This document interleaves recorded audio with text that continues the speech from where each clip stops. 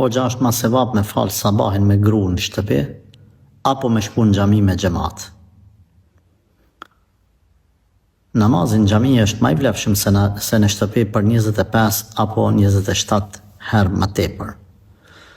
Mirë po, nëse rrethanat imponojnë asisoj që njeri mu falë në shtëpi, për shembull, që me mësu bashortën se si me u falë, atëherë themi le të falet të shtëpia, deri kur të mësohet gruaja që është me falë farzin, që është me falë sunetin. Masi të mësohet ajo dhe s'ka nevojë për dikën që e ndihmon, atëherë, inshallah taala, fillon ky me shku burri pra me falë sabahin në xhami. Sabahi në xhami gjitha vaktet, po sabahi në mënyrë të veçantë është xhihad në vetvete. Prandaj mos e neglizhoni. Nëse doni me ditë pozitën e juaj te Allahu xhaleshanhu, shikoni në cilën saf jeni tu falë. Ata që falen saf të parë kanë një vlerë më të veçantë.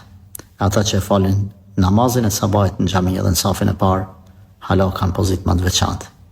Kështu që të bëhemi prej atyre që janë të dalluar në faljen e namazeve në xhami, sidomos sabahit. Allah na forcoft.